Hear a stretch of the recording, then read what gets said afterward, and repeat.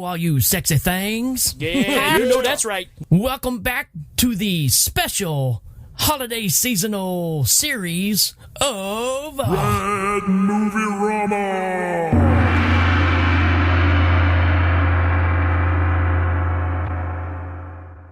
And when I say special, I mean special, because we even got special guests for this one. Oh, and I know who it is. Well, of course you do. So not only is this going to be a totally awesome movie, but it's going to be a very, very special episode because I ended up getting Cort Psyops to come on the show, which, if anybody knows what's recently happened, we've had some issues back in the day, and it kind of was miscommunicated, and we had some things that got out of hand. But the only way to fix this is to have him come on the show. So special movie, special guest, special episode.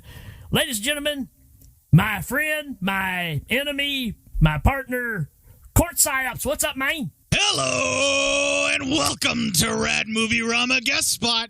Holy smokes, that's better than my introduction.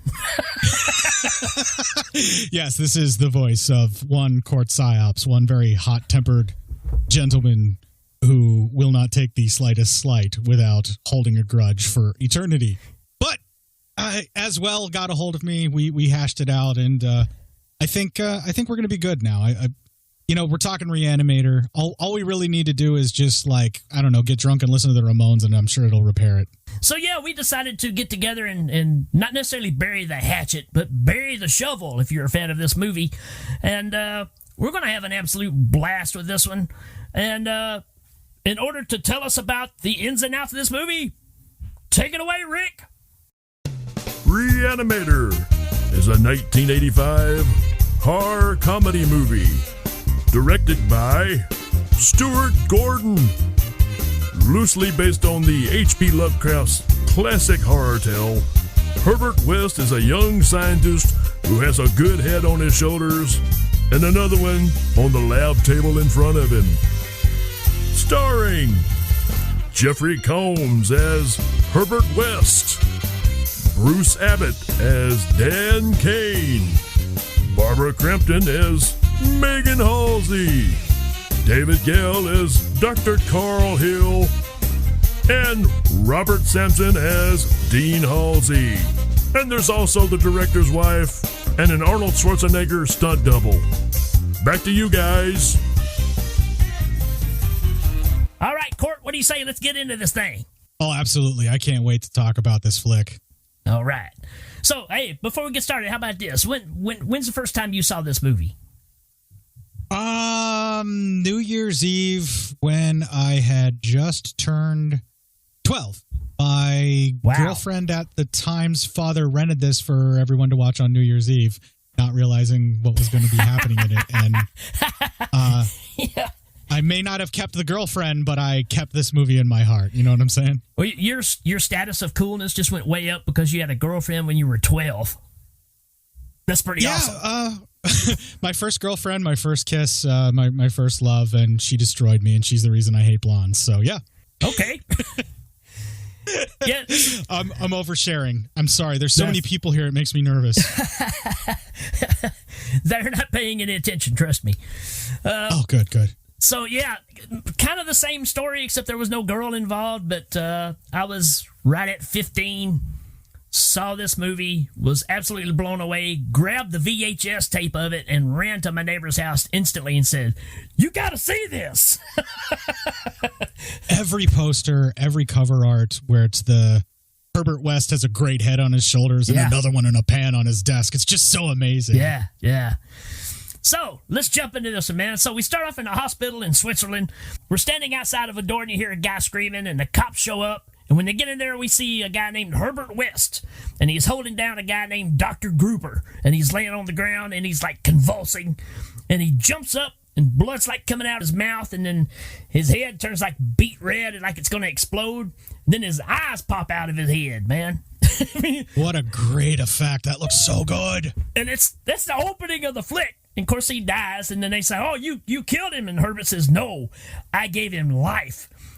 Cue Richard Band score like a mother, which is basically just Psycho played in reverse. Right, yeah.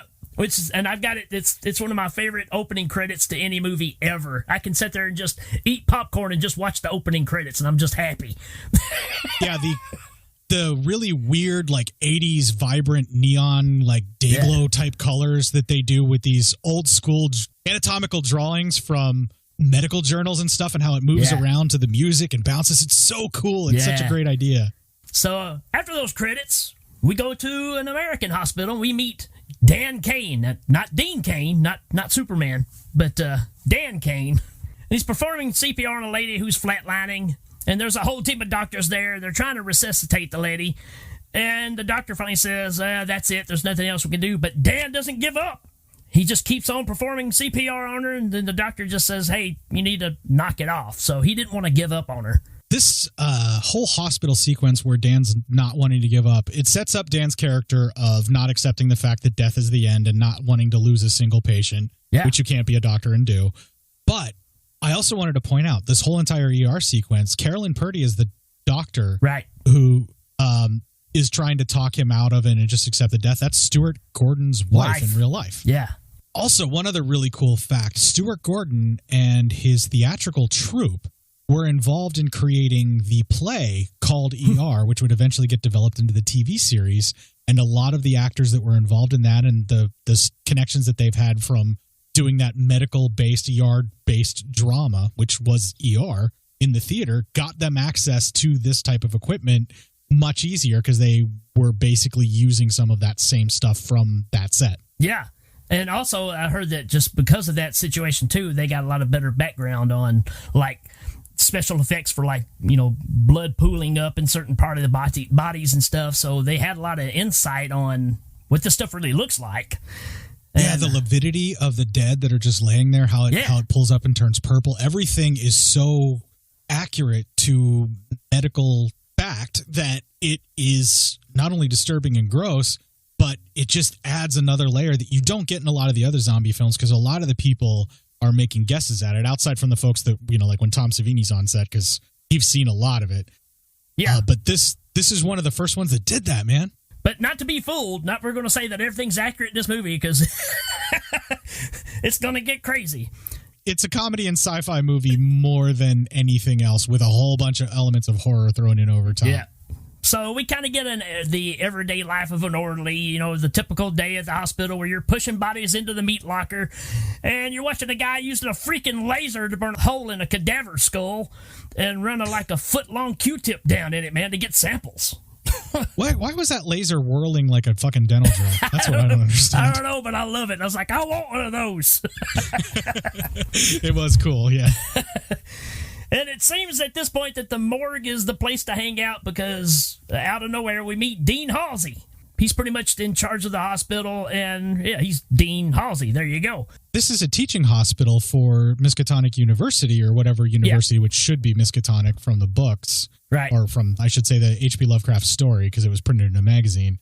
So he would be the dean of that school, and this is the teaching hospital for Miskatonic, which makes it that much more horrifying. Right.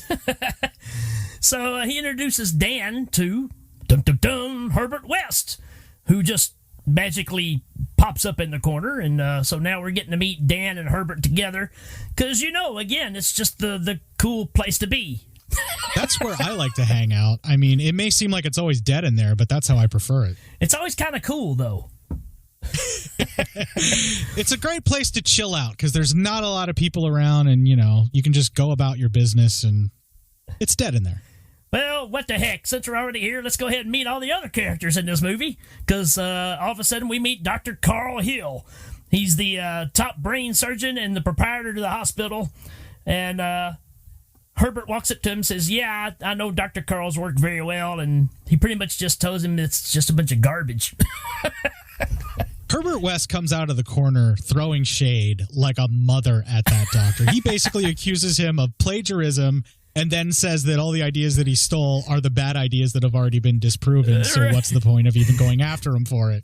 Yeah, he even says, I find your work interesting. Yeah, he is so Karening all over that doctor. And right after this scene, we get to meet the last character that we need to make this movie happen, and that's Megan. And that's Dean Halsey's daughter that Dan happens to be the love interest of. And we meet her out in the hallway because Dan is posting that he's needing a roommate out in the hallway in the hospital. Who shows up wanting the room?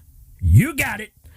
Herbert West, y'all. Yeah, if you're going to let out a room in a haunted town that's filled with all sorts of nasty stuff, you know the main character that's going to be a bad guy, he's going to rent your room. But Herbert comes into the house, looks around, and like I said, he's just really cold and kind of creepy. He's very matter-of-fact.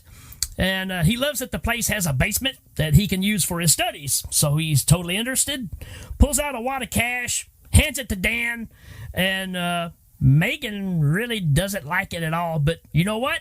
Money talks. If this were my show, we'd be talking about the nude scene that we just had with Barbara Crampton and thank the movie. Oh, yeah, because that's hot. Yeah, it is. It's so hot. Yeah. We get to see plenty of Barbara Crampton later on, so, yeah. No, you totally got it, that. I totally understand that. I just am so in love with Barbara Crampton that I had to mention how grateful I am to have her in this movie. So from here, we cut to the gruesome autopsy class, where Dr. Hill is using a bone saw to open up a skull and pull out a brain. Yeah, that's what I'm talking about. We're going to pull some brains out. And Herbert is there, and again, he just doesn't agree with some of Dr. Hill's philosophies about how long the brain can continue functioning after death. And while Dr. Hill is lecturing, Herbert starts just snapping pencils in revolt at the end of the class, and Dr. Hill recommends that Herbert gets himself a pen. I always love that line. That is absolutely hilarious. Yeah, I really dig that. This sequence is really interesting because we were talking about anatomically correct special effects, and this brain autopsy, wow. Until I knew for sure from one of the commentaries or something along those lines that it was an effect, I thought they'd used actual brain autopsy footage for it because I've seen movies that have done that. Yeah. It looks that realistic and gross, and it's so well done. Pretty nasty, yeah. So not only does he hate Herbert West, but we find out that Dr. Hill is pretty much enchanted with Megan as well. And while he's eating a meal with Dean Halsey, he pretty much says everything except, hey, I'd like to bounce her on my lap a good 50 or 60 times. But Dean doesn't really care because Dr. Hill just gave him a whole bunch of money, and guess what? Money talks. Well, there's that, and they dropped a subplot that you can see in like the integral or extended cut or whatever it's released as, where they put a bunch of footage back in that was cut out, where they were setting up that Dr. Hill like had some kind of like brain hypnosis, like mind control brain hypnosis type thing that he would be able to talk to somebody and immediately take over their will. And that's how they set up that he was able to do something later on involving controlling other creatures and people and things. And he's been doing this to Halsey for a long time, it seems like. That's how he gets things done. Well, that's probably also, if you think about it, how he's able to get all the credit and or funding that he's getting. He's probably forcing people to give him funding using this brain trick thing that he has. So we cut away back to Dan's house, and Megan and Dan are on the couch, and they're talking about just how weird Herbert is and how the cat stays in hiding whenever he's around. And then she just realizes that the cat is nowhere around, and she starts snooping around the house looking for Rufus.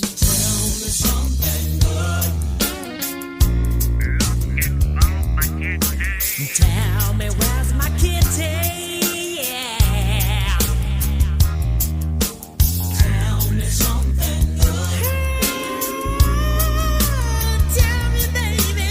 Tell me where's my kitty? Yeah. Yeah. Oh, I like that band. It has Shaka Khan in it. I don't think that's right. Also, I don't think that's really Randy Newman. Calm down, Randy. You'll be all right. Anyways, Megan finds the cat, and it's in Herbert's room in the refrigerator. And he's pretty much a cat sickle at this point. Then Herbert busts in and wonders why everybody's hanging out in his room. And he doesn't like people in his room, he tells them. And then well, he was renting a private room, and he thought he was going to get his privacy, and they're snooping around in his illegal fridge, or at least his fridge filled with illegal reanimation fluid, and a dead cat. Good point. But Megan accuses him of killing the cat. And he says he found it dead and it got its head stuck in a fruit jar or some excuse like that. And the refrigerator is a good place for safekeeping. He's kind of lying through his teeth. Just a little. Yeah, and But Meg's later on not that buying it. No, not one bit. Later on that night, Dan is sleeping and he wakes up to the sound of loud screeching. and it's coming from the basement. So he goes down there and finds Herbert is fighting something, and it ends up being old Rufus that he's fighting. This sequence is a little hokey. The puppet is so obviously a puppet now. It probably was obviously a puppet on film back then if you saw it in a theater, actually. But it's funny, and the actors do a great job of selling it, even though it's corny as hell. Well, he's got it strapped to his back. You can tell it's just it's just like a stuffed animal that he's holding on his back so he can sling it around, and you got the swinging light back and forth. It's really effective, and to think that they're swinging at things that are not there. They're hitting things with baseball bats and stuff, even though it's just pans and stuff. There's no cat running around. That's where it works better with the cat noises and them just going after it. It's when it's stuck to his back, and then when they reanimate it after they kill it the second time, where it's like really obviously fake. But the actors do a great job of selling it, and it's corny and hokey and fun. And the way the light's going through the basement, where it's swinging back and forth, so all these long shadows get created and then destroyed, and you think you see the cat moving almost here and there. They do a great job with that part. It's just when it's stuck to his back that it looks really bad. But anyways, they kill the cat again, and Dan doesn't understand what has happened. How did you couldn't, there's no way you brought that cat back to life. He was probably, just asleep, whatever. So Herbert shows him that he's dead now, injects him with this reagent, and Rufus comes alive again, but he's just a really bad puppet at this point. He's really flattened, too. They stomp the hell out of that cat to kill it the second time, and it obviously hurts for it to be reanimated this time. It's not happy at all. Right. And speaking of not happy, Megan comes busting in and sees Rufus laying there, and she runs out of the room screaming, and Dan chases after her, and then Megan says, look, I looked at Herbert's files in the hospital, and, man, this guy is not a good person. And Dan's like, yeah, you know what? I've just seen some incredible stuff, so he's still going to be my roommate for a while. Well, this is the pinnacle of Dan wanting to defeat death and to keep people from dying and not accepting that he's going to lose patients. Yeah. If Herbert West gives him an out to where he doesn't have to lose a patient and they can make this reanimation fluid work, he totally is going to do that. It's just in his big old heart, or at least that's how they're trying to sell it, that he never wants to lose a patient. So they did a great job setting it up at the start, and here's the payoff for it. This is why he keeps going along with all the shit he works with Herbert for from here and even into the second movie with Bride. So we cut to the next day, and Dan goes into Dean Halsey's office, and he's trying to tell him all this incredible stuff he just seen. But you got to remember, Dean Halsey's been kind of brainwashed by Dr. Hill, and he's got it in his head that Dan's dating his daughter for all the wrong reasons. He's just wanting to get a scholarship from the school, and he ends up kicking Dan and Herbert out of the hospital and the school.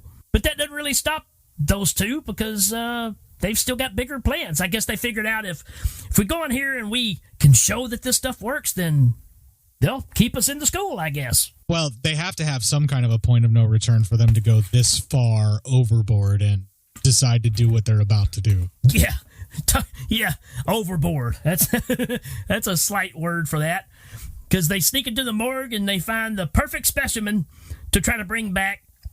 And while they're looking around at the bodies, Dean Halsey's looking for them because he finds out that they're kind of sneaking around, and he finds out they're in the morgue, so he's heading down towards the morgue. And that's when Herbert injects the reagent into the body. And that's really going to lead us up into a very special movie fight night.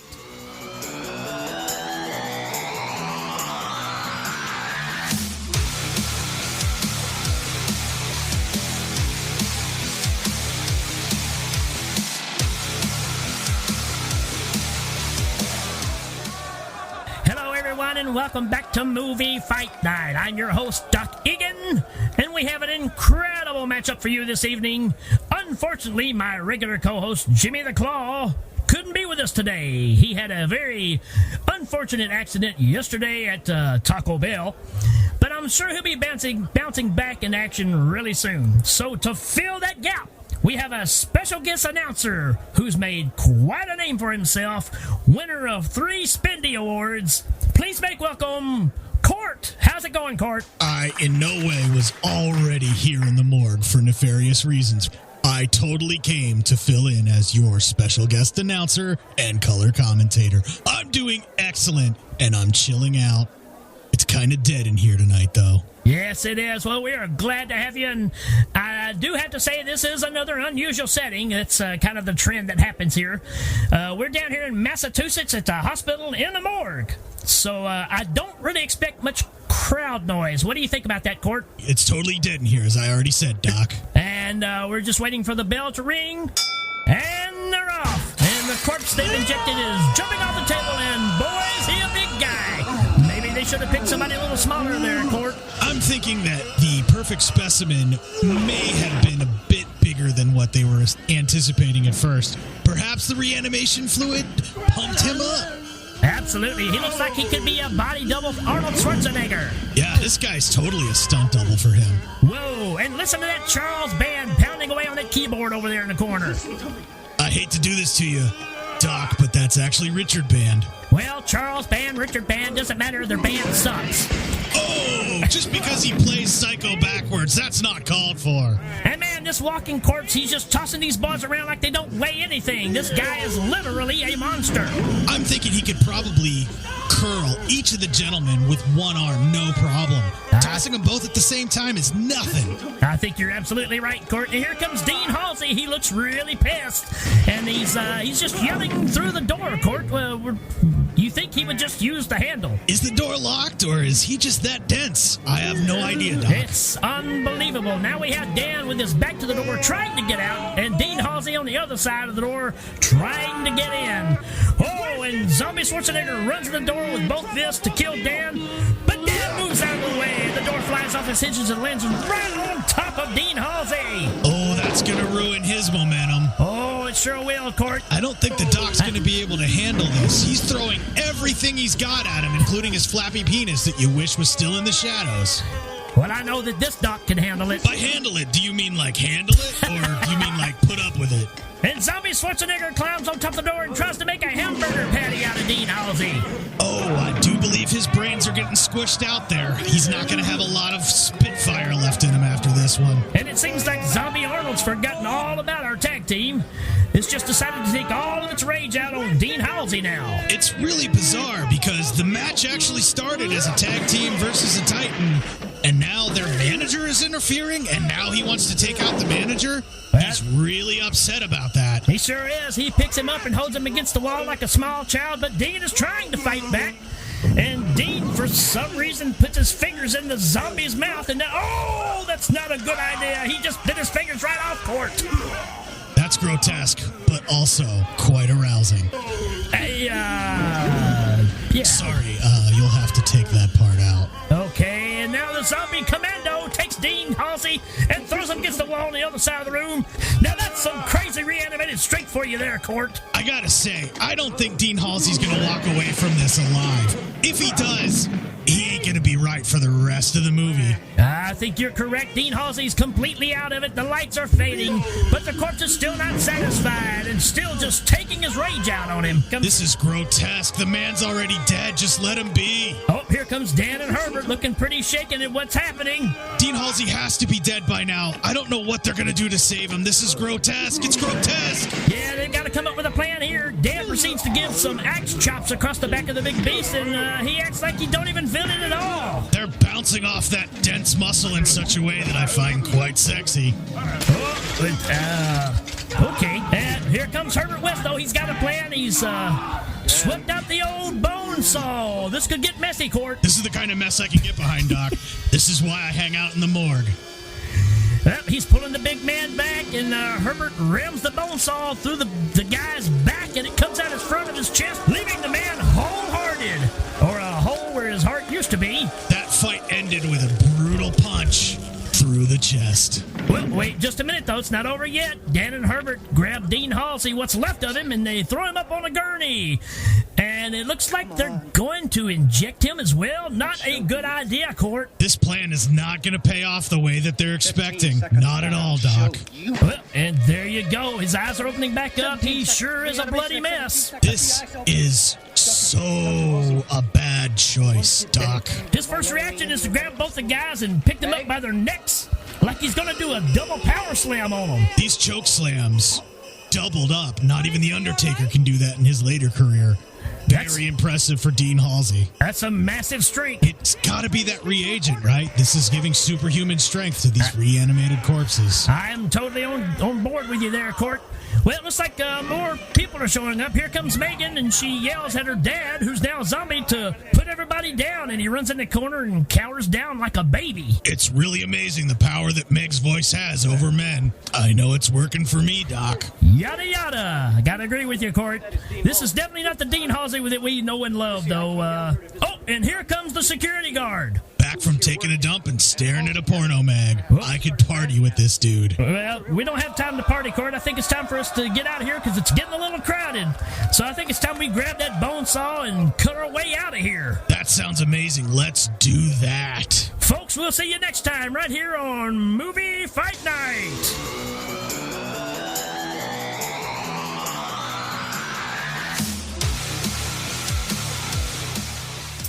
So now we've got total chaos because Dean Halsey is now a zombie, and the two main characters could be held accountable for any number of things at this point. And Dan also has to figure out a way to tell Megan that, about the bad news about her dad. Sorry, your dad's deadish? Yeah, that's not a real conversation you want to have with your girlfriend. Yeah, have some more pie. Oh, by the way, your dad's dead. Ish. Ish. We brought him back. It's kind of like that book Pet Sematary. Have you read it? Yeah, you're not going to be happy. You're right. And according to what version of this movie that you have or you've seen, we find out here that Herbert's been doing small doses of the reagent on himself to keep him sharp. Yeah, he thins it out with a saline solution or something like that, and he makes it so he doesn't have to sleep. So he's a reagent junkie on top of all this other stuff. No wonder he's so manic and crazy about it. He's hooked on the sauce, man. Yeah, absolutely. To the point that he's shaking so bad, Dan has to actually inject him because he can't even hold everything still long enough to get it in there. So, yeah, man. It's just a general rule. If your friend asks you to shoot them up with intravenous drugs because they can't do it because they're so shaky, maybe you should force them into rehab. So meanwhile, Dr. Hill now has custody of Dean Halsey, and he's got him in a padded cell that's linked to his office. And he's trying to get Megan's permission to do exploratory surgery and find out what happened to Dean. And then he gets really creepy. And he tries to hypnotize Megan and basically says things like, hey, if you ever need a little something, give me a shout. But luckily, right when he's getting close to her dead, demented father hits his head on the glass, and it kind of breaks the trance, and it wakes her up a little bit, startles her, and then she doesn't give him permission, and that doesn't stop him. He still does some research anyways, and Dr. Hill finds out that Dean Halsey is actually dead. When Barbara Crampton is acting as distraught, upset, and crying, especially in this sequence where she's just so vulnerable and sad, she does this so well that you just want to reach out and offer Meg a hug if she would like one, just to try and soothe her in some way, because she's just so emotionally destroyed. She has no idea what's going on. She's so confused, and her dad's just done a 180 from how she just saw him before he went down to the morgue to confront these guys, and it may or may not be her boyfriend's fault, and you just want to comfort her so much. Not just because Barbara Crampton's amazing and I love her, but because she's doing such a good job, and Meg seems so distraught. Yeah, man, she's hot. Yeah, she absolutely is. But, I mean, when she's crying, you need to think more along the lines of making her feel better, not hot.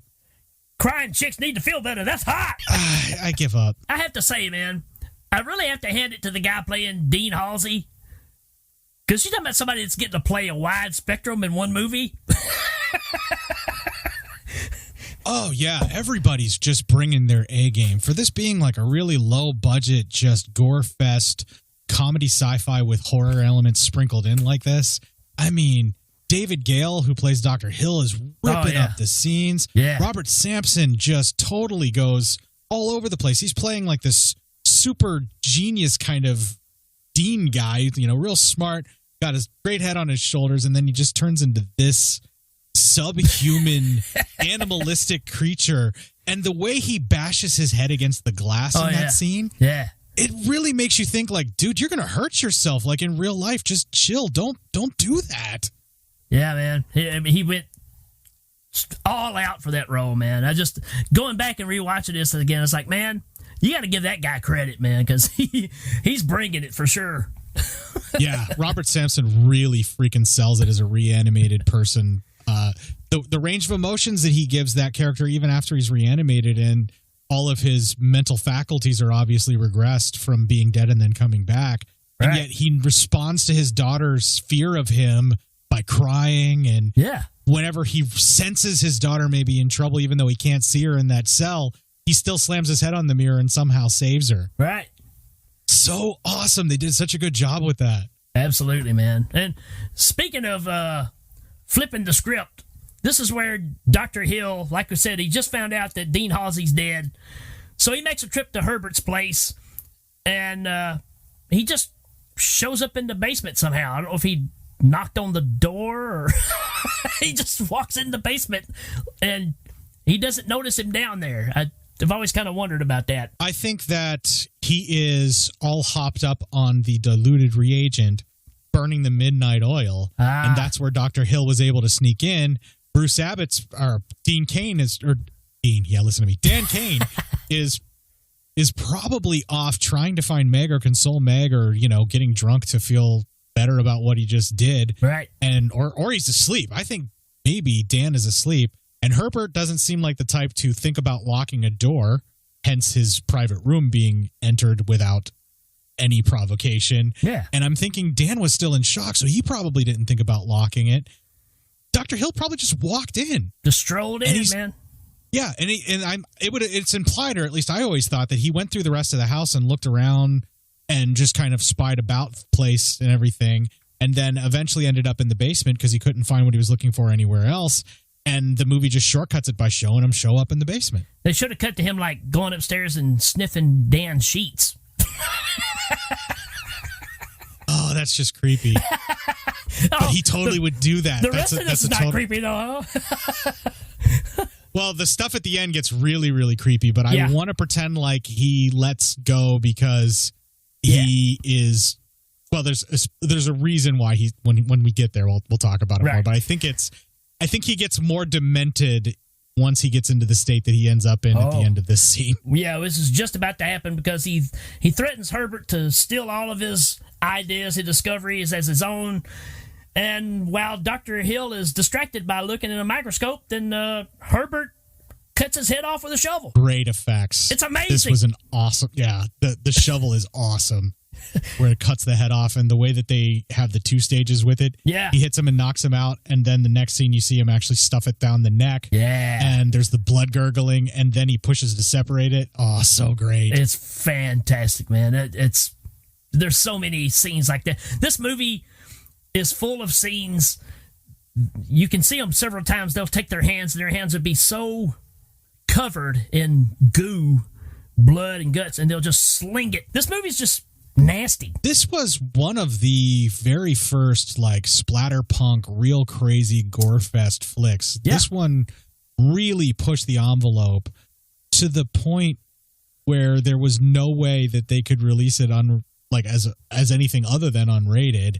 I mean, an R-rated version of this film is the reason why there's the other stuff that got added back in eventually with that subplot. But all the gore and everything that they had to take out, it really kind of takes away from a lot of the effect of the movie because it's just so gross and so realistic. While everything else is so fantastical and weird and just kind of like this sci-fi fantasy and horror, the gore is so down to earth and realistic that it feels like there's really reanimated corpses there, but at the same time, it's so over the top that you feel safe. It's like this double level thing of reality over top of this unrealistic purpose of a film. Yeah, and how gross you say it. Well, what happens next is Herbert decides to inject the body and the head that's laying around just because he's never tried that with parts before. He says something about animating whole parts. Right. Because he wants to see what happens, yeah. Yeah, so Dr. Hill's head is now in a dish on his desk, which is, like Cort was saying earlier, it's pretty much on every poster that's out there or T-shirt. And Herbert's just sitting there and tapping the head with a pencil, and he wakes up. And Herbert is studying the reactions. And what he doesn't notice is while Dr. Hill's head is talking to him, which he only says 2 words. You bastard. No, he says West, you bastard. So his name in 2 words. Yeah. 3 words. You bastard. And then his headless the gurgly body. noises. Oh, The yeah. gurgly noises Dave Gale does in this is just so amazing. Yeah. And while he's yelling at Herbert, then his headless body comes up behind Herbert and grabs him and just slams his head down on the desk and knocks him out. And then Dr. Hill's body grabs the head, still in the pan, and grabs the reagent and then all of Herbert's notes and gets the hell out of there. So this is what I was talking about. Having West chop off his head and then reanimate him in pieces. He has the ability to control minds with his own through either psychic or hypnosis or whatever it is that they're setting up. But it seems like being reanimated, he can control his body telepathically with his head. And so he's going to steal Herbert's serum and do whatever with it. But he's also clearly not the same Dr. Hill. It's made him even more evil. It seems like the reanimation, they lose part of their soul whenever they're brought back, or at least whoever they were is gone. That's why I was making the reference to Pet Sematary. It's very much like that, where you come back, but it's not you. It's just your body, and then there's something else there. But they end up makes a certain power that you have even greater. So that's what's interesting about all this. Just like the hypnosis thing becomes even stronger with his being reanimated. Yeah, it's like supercharged with the reanimation, because whatever you lose in your humanity, you gain in this weird sort of supernatural, very sci-fi thing about whatever this reanimation fluid does that gives you these powers or amplifies your natural strength or your natural being. And Dean Halsey being a backward and kind of, I guess the term I'm looking for is old-fashioned kind of guy, everything becomes so outlandish and too much for him to be able to handle, and he's outraged at everything and shocked at everything and kind of scared of everything because that's who he really was as a person, and it amplified that essence.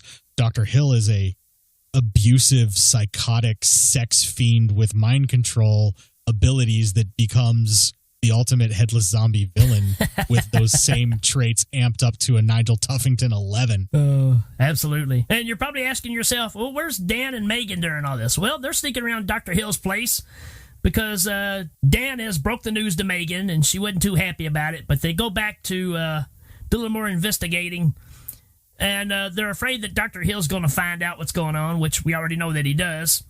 And while Dan is going through the filing cabinet to get rid of some evidence, Megan goes in to where Dad is, and she finds out that they've used the laser drill on him. So Dr. Hill has given Dean Halsey a lobotomy. Yeah, at least he wasn't a teenager when it happened, right? Teenage lobotomy. More Ramones references. Oh, wrong movie, but I get you. Ramones, Re-Animator, it all goes hand in hand for Absolutely. me, man. Yeah. So Dan ends up getting back home, and he finds Herbert in a panic because everything's gone.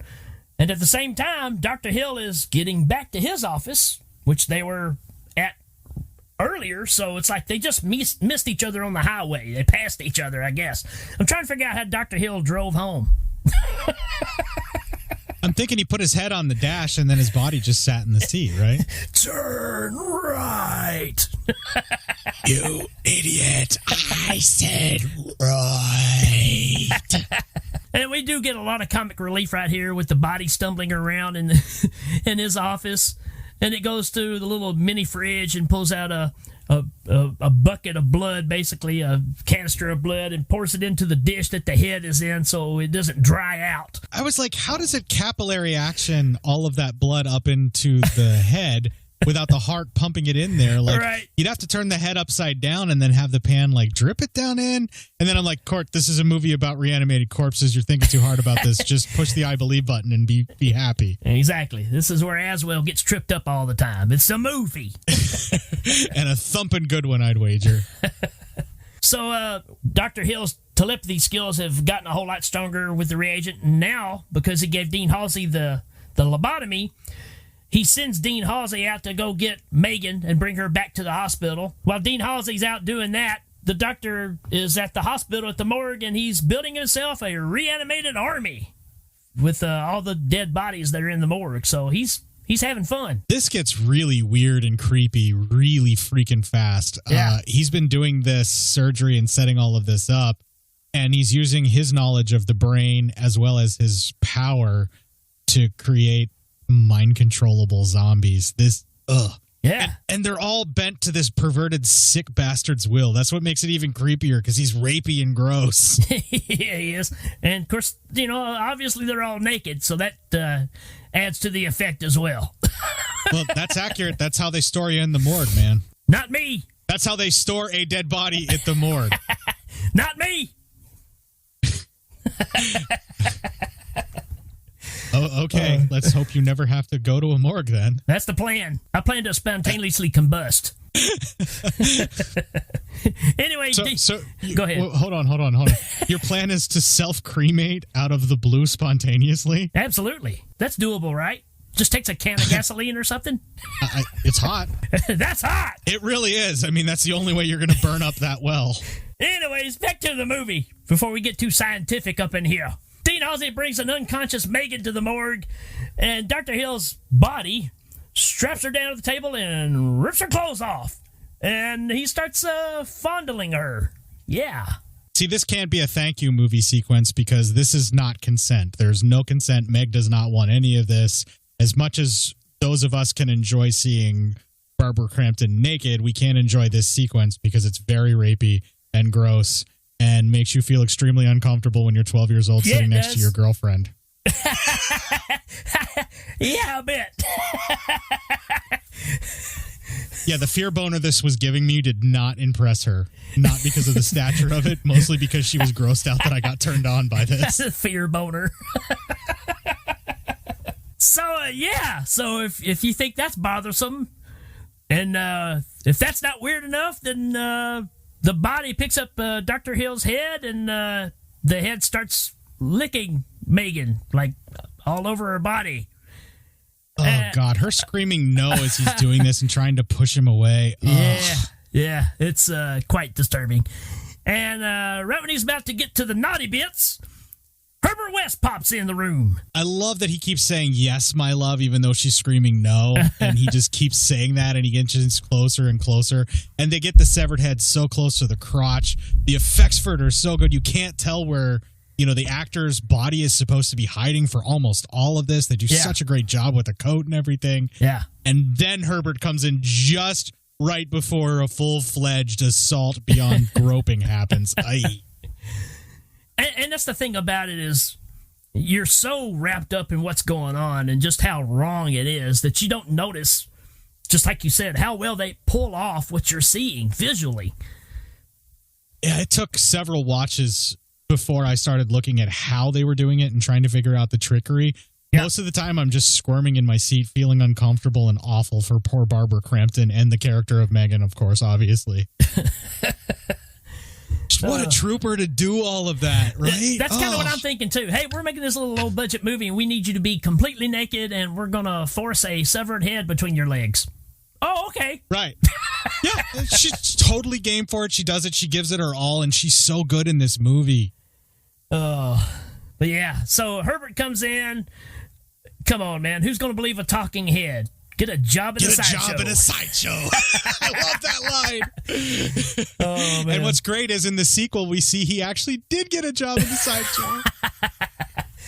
So, yeah, after the confrontation between Dr. Hill and Herbert, Dean sneaks in. He's trying to sneak Megan out of there while they're being distracted by Herbert. And then he says that Herbert's got a plan, but the doctor says that he does too. And then as soon as he says that, all these bodies that he's been laser drilling into, they all jump up and start attacking Herbert, Dan, and Megan. Every single time I watch this, I've seen this so many times, probably watched this more than 100 times, probably even more than 125. Yeah. And every single time I watch it, when those bodies pop up, it's totally like a wrestling moment. I pop, and it gets me so good. Yep. It's a jump scare that gets me every single time. It's got great timing, man, because you're so wrapped in the conversation between the two of them that it just, bam, just hits you. And it's so well done. Perfect in time with the rhythm of the way things are going in the conversation, that they do it just right. It's synced so perfectly for that jump scare, and it catches you completely unaware every time. And I know it's happening, and it still gets me. Oh, yeah. And then through all the chaos, the zombies start grabbing Herbert, and they throw him down on the operating table, and Dr. Hill's body starts using the laser drill on him, giving him a lobotomy, and you're thinking, oh, no, they're going to kill Herbert. It's all over but the screaming. Right. But then, just like earlier, you were talking about the power that Megan has over her dad. She somehow convinces him that now that he understands what she's saying, that he has to help them get away from Dr. Hill. So he starts beating up the zombies, and he goes and attacks Dr. Hill. And come on, man. He grabs Dr. Hill's head and starts squeezing it. Or the head butting, man. I think because he's so hard-headed, as a zombie or a reanimated corpse, he becomes a headbutting master. I just can't imagine the director saying, okay, I want you to pick up the fake head and just start headbutting it. In some of these sequences, too, in the fights, when the zombies are getting attacked and torn apart, like the withered arm burned zombie, where it was that it was clearly an amputee that they then built up a fake arm on and stuff like that. That's so incredible and gross. Yeah. The people with the tubes coming out of their bodies. Oh, man. And the fights, like whenever the actual bodies are being dismembered or they do something to rip a piece off, they do a lot of stuff in shadow. Yeah. Where it looks like you can see stuff happening on the wall where certain things that they couldn't quite pull off, they do it with a silhouette on the wall instead, which is absolutely gruesome because your mind fills in the blanks. Yeah. And they already show you so much other gross stuff on top of that it just keeps compounding. And this part of the film really just beats you down. Like, you're worn out by the time this sequence ends. This fight is amazing. It's an incredible just last hurrah for this flick, man, because there's so much going on and so much blood, so much guts, so much naked people running around screaming and just reacting. And this also ties into the whole hypnosis thing, because when Dean Halsey is squeezing Dr. Hill's head and he screams, all the zombies stop and they all start screaming together like they're all synced up. Well, it's pretty much like he supplanted their will and he basically is controlling their bodies and they're all a part of him. It's like they're all living in the sunken place. Right, yeah. And he's riding on top of all of them. And when that happens, then Herbert gets a chance to get away, and he grabs 2 syringes of the reagent and decides the best way to solve this is overdose. He even screams it out. I love that he busts the needles off once he's got it all injected, like as a little insult to injury. Right. Just snap. But yeah, he injects Dr. Hill's body with it, overdosing, and at the same time, Dean is crushing the head, and he just slings it. And at that point, the security guard has opened the door and said, "What the hell is going on in here?" He slings that head, and it's just, at this point, it's a meatball. I mean, there's nothing left of this thing, and it just splatters on the wall, and you can see it just running down the wall. It's so gross. Yeah, that sequence is so amazing. I just love how the guy comes in screaming, "What the hell's going on here?" And that's pretty much when it's all over. And then the zombies start to get their will back and they rampage. Yeah. Right after that happens, which becomes horrifying because at least when they're under Dr. Hill's control, they're not doing anything unless he commands them to. So at least they're under some control. Right. And this is where chaos breaks out, man. Yeah. They all, several of them grab Dean Halsey and just rip him apart like a little Raggedy Ann doll. I mean, one of them grabs his head, just rips his head off. And this is one of those silhouette shots you were talking about. But again, you know it's not real, but you're totally buying into this, right? Because we've shown time and time again the strength these things have. So you're not even doubting it at the moment. You're like, oh yeah, they're just ripping him apart. Well, there's that, and we've seen so much physical mutilation and so much realistic damage done to human bodies, like including burns and grind up pieces, and then like the faces all contorted and some of them moving like they're in, you know, various states of rigor mortis still in the muscles, and you see all that lividity where it's pulled up with the purple blood. Yeah. And everything else is so realistic that when you get this sequence where they rip them apart in silhouette, your mind fills in the blanks because you've already seen all the other horrors that you know what this already looks like, and you play it out in your head, and it just works so much better that way. Well, talking about realism, How about the part where Dr. Hill's body is flapping around like the Unknown comic, and it lands on the ground, and its large intestine comes out, and it starts wrapping around Herbert? See, he overdosed it, so I believe that the sentience of the intestine... No, of course it's fake, but it looks cool, and it looks real. Those are like cow guts, too, aren't they? Isn't that a cow intestine? And they animated that around him. Yeah, I'm not exactly sure if they're real or not. I haven't heard that, but I wouldn't doubt it one bit. Some of the guts on some of the zombies that were sticking out were real cow guts because they were trying to save some money. Sure. I would hope that for Jeffrey Combs' sake, they did a mold of guts and that was a latex gut that wrapped around his face like that. Yeah, that's pretty messed up. The only better reanimated gut foo that I can think of besides this is in Brain Dead / Dead Alive. Oh, yeah. We'll save that for another show. Right. I just wanted to bring that up. But yeah, this is where Dan and Megan make a break for it, and they run towards an elevator, and they get attacked by a zombie, and it jumps on Dan and throws him on the ground. He's like sitting on top of Dan, and dude's missing like half his face. And Dan just reaches up and rams his hand up in dude's head and like grabs a piece of brain, I guess, and just yanks. And it kills the guy. I watched this on my new 4K projector, and I watched the Second Sight Blu-ray, which is a little brighter so you can see more details than the Arrow scan. And oh my God, that sequence when he pulls that chunk of whatever that's supposed to be, which I'm guessing is brain. Yeah. Because he reaches in through the bottom half of his face and like his eye socket. And I'm guessing he gets into the brain pan. When he pulls that piece out, it's just so realistic looking and gross. I was just kind of like, that's nasty. That was cool. And again, you get another one of the handshakes here where he just like slings it off of his hand when the body relaxes, I guess. Right, like he spilled a bunch of ketchup all over his hand and he's just trying to fling it into the trash before he wipes off the remainder. Exactly. So Dan jumps back up, and he and Megan try to get into the elevator. And this is where, out of nowhere, the burn victim, reanimated zombie, jumps in there with his burnt hand and grabs Megan around the neck, choking her. And I was always blown away by just the burn effect on this. I just always thought it looked incredible. Yeah, they have it like it's withered down to the bone from the burns. Yeah. And somehow the arm is still able to move with that reanimated strength. And I think the only reason she lasted as long as she did was because it was his withered arm that was choking her. If he would have used his other arm, it probably would have crushed her larynx. And I mean, it takes forever. Dan runs off to grab a fire axe, and then when he comes back, he's chopping on that arm for like ages. Well, the thing poor is Meg's just there dying. Oh, it's so freaking heartbreaking. How about the fact of when he gets the axe and he comes back, he steps back in the elevator. He has to literally get around the guy to come back in the elevator when he could have just hit him in the back from the backside. Or like gotten rid of his head. He doesn't have the power to control his body once his head is severed. He's not Dean Halsey or Dr. Hill. Come on. But he has to jump inside the elevator and start just chopping the dude's arm off. Oh, and it takes forever, and you're so heartbroken. You're just like, come on, save Meg, damn it, save her.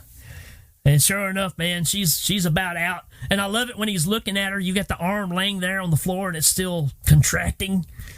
It's twitching and stuff. Yeah, it's so gross. Yeah. It's so gross. But they're in the elevator. It goes downstairs. He's going to the emergency room because she is out. And he takes her in there, throws her in the emergency room, and they start doing CPR on her, try to bring her back. And she's gone, man. Megan's gone. I can't believe they did this. Yeah. Oh, it's so heartbreaking, though. I understand why they did it, but this is what makes Re-Animator a cut above all the others, because they give you this real tragic, extremely sad ending. And just like the beginning, I mean, he's doing everything he can. He's not wanting to give up, and, you know, she's just gone. So, what does he do? That's right. He happens to have some of the serum with him because he just happened to bring that bag with him when he left. And he pulls out the serum, and you see him go to inject her in the back of the neck, and the camera fades out to black, and all you see is the agent, the reagent, which is kind of neon green. It glows in the dark, and you see it go down like it's being injected. Then you hear a scream, and that's the end of the movie, man. And you're just so heartbroken because you know she's back from the dead, and whatever's resulting from that is not good. Oh, you just want to cry all the way through the credits. And that's straight up Pet Sematary there, because even if it's not the version that you know and love, you still don't want to give them up. So you're willing to take whatever version you can get, you know? Yeah, absolutely. Oh, it's so heartbreaking, and it's so well done, dude. I so love this movie. So what did y'all think about it? Yeah, man, that movie was great. Awesome, man. Well, that's awesome. Court, you got anything else you want to say about this movie, man? Yeah, I think if we can get Aswell to dig Re-Animator, he might be all right. We might be able to get him to forget about life on the naval base and start living life where he's at now. Just like always, this movie was terrible. Yeah, I don't think that's going to happen. It's all right. It's tiny steps, you know. He got us to talk again, and I'll always owe him that, so... Man, I'm super thrilled that we got past everything. You came on here. We talked about this awesome movie. And folks, if you're not listening to Cinema Psyops, as soon as this is done, go check it out. You will not be disappointed. It's one of the best podcasts out there. Oh, come on. It is. I work really hard, so I really appreciate that. Thank you. Yeah, he's like on episode 712 or something. At this recording, it's like 267, 268. Holy Maybe smokes. even 269, dudes. 269, dudes. Oh. All right, folks, we're going to get out of here. We will see you next time. Later on, suckers.